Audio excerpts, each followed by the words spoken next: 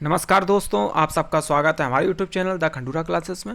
आज है 29 मई के कुछ महत्वपूर्ण करंट अफेयर्स के प्रश्नों के साथ मैं आपके सामने उपस्थित हूँ।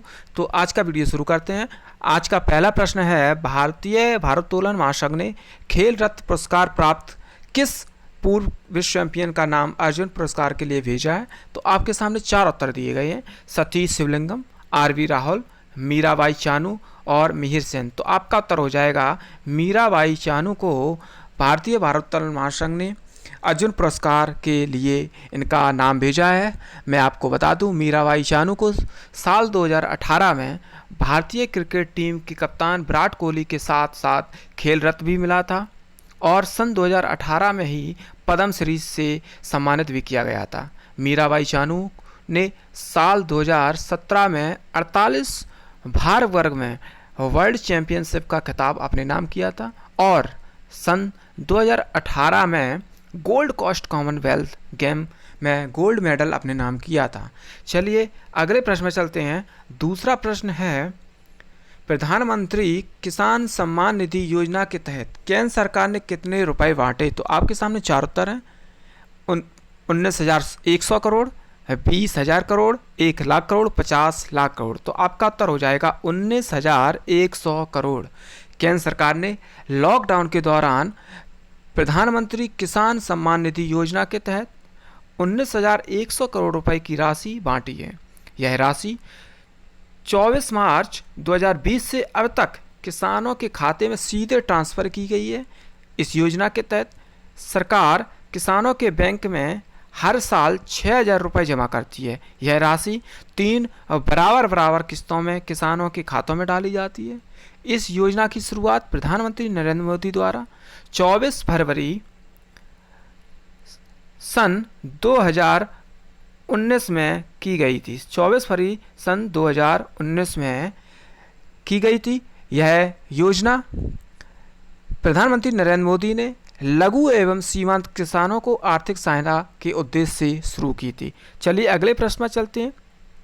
अगला प्रश्न है, हाल ही में किस राज्य सरकार ने कोरोना के बढ़ते संक्रमण के कारण सभी निजी अस्पतालों को अपने अधिकार में ले लिया है? तो आपके सामने चार उत्तर हैं, दिल्ली, महाराष्ट्र, तमिलनाडु और गुजरात।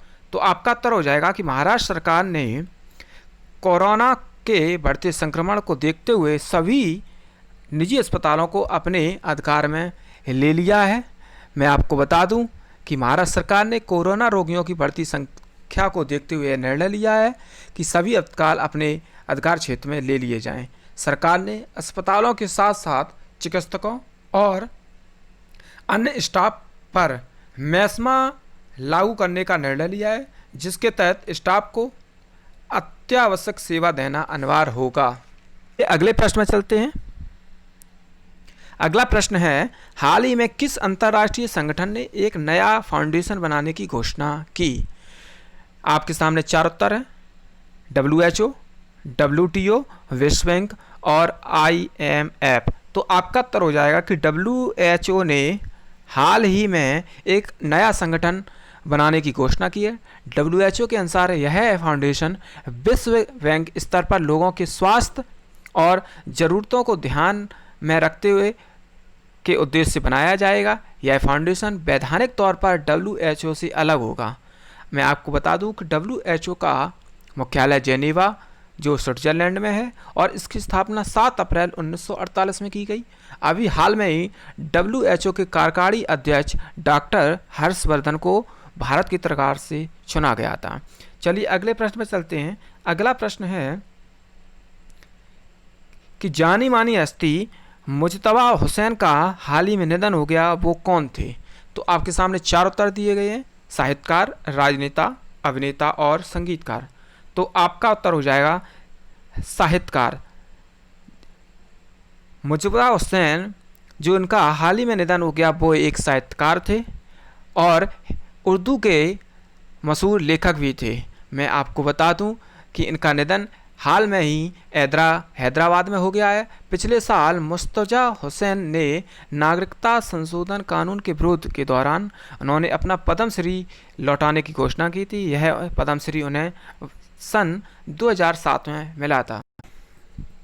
चलिए अगले प्रश्न में चलते हैं। अगला प्रश्न है, लद्दाख के करगिल में पहले सोलर लिफ्ट संयंत्र का उद्घाटन किसने किया? तो आपके सामने चार उत्तर है, डॉक्टर मोहम्मद रजा, नरेंद्र मोदी, राजनाथ सिंह और अमित शाह। तो आपका उत्तर हो जाएगा डॉक्टर मोहम्मद रजा, जिन्होंने हाल में ही लद्दाख के करगिल में पहले सोलर लिफ्ट संयंत्र का उद्घाटन किया।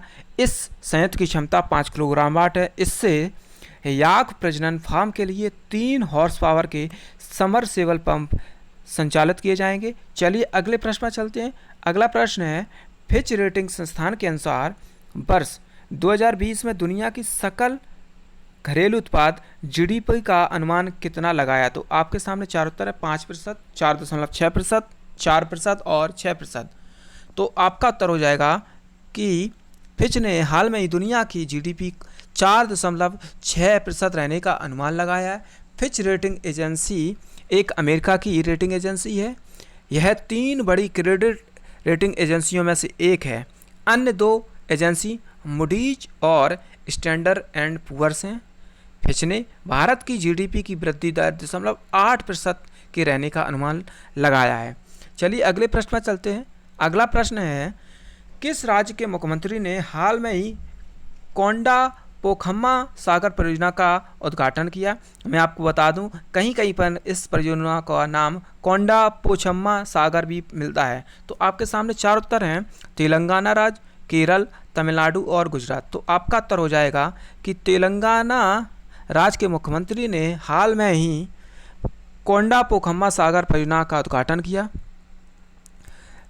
मैं आपको बता दूं कि यह परियोजना कालेश्वरम परियोजना के अंतर्गत निर्मित की जाएगी। कालेश्वरम परियोजना दुनिया की सबसे बड़ी लिफ्ट सिंचाई परियोजना है। यह परियोजना गोदावरी नदी पर स्थित है। तेलंगाना की बारे में मैं आपको बता दूं तो तेलंगाना की राजधानी हैदराबाद है। तेलंगाना राज्य का गठन 2 जून 2014 को हुआ था।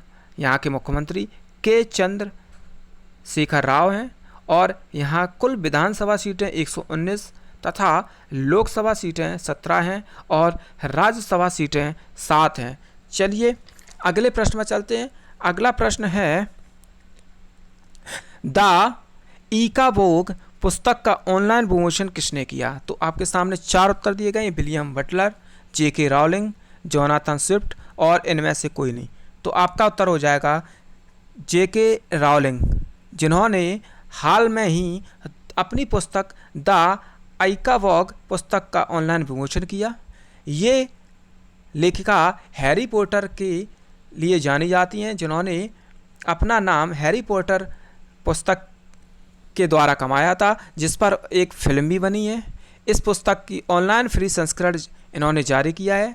यह पुस्तक सत्य और सत्ता के दुरुपयोग की कहानी पर आधारित है। जेके रॉलिंग एक ब्रिटिश लेखिका हैं।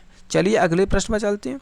अगला प्रश्न है, न्यू डेवलपमेंट बैंक के नए अध्यक्ष कौन होंगे? तो आपके सामने चार उत्तर दिए गए, Marco Straizo, Dominic स्टॉस, Kristen Lagarde और इनमें से कोई नहीं। तो आपका उत्तर हो जाएगा मार्को स्ट्राइजो, जिनको हाल में ही न्यू डेवलपमेंट बैंक के नए अध्यक्ष बनाया जाएगा।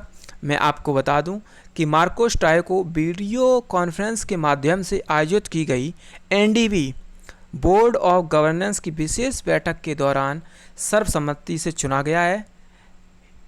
यह 7 जुलाई 2020 को एनडीबी के नए अध्यक्ष के रूप में अपना कार्यभार ग्रहण करेंगे। इस बैठक में केंद्रीय वित्त और कॉर्पोरेटिव मामलों की मंत्री माननीय निर्मला सीतारमण ने भारत का प्रतिनिधित्व किया था।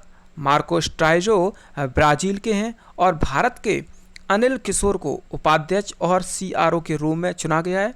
वर्तमान में एनडीबी के नए के अध्यक्ष केवी कामत हैं। एनडीबी की स्थापना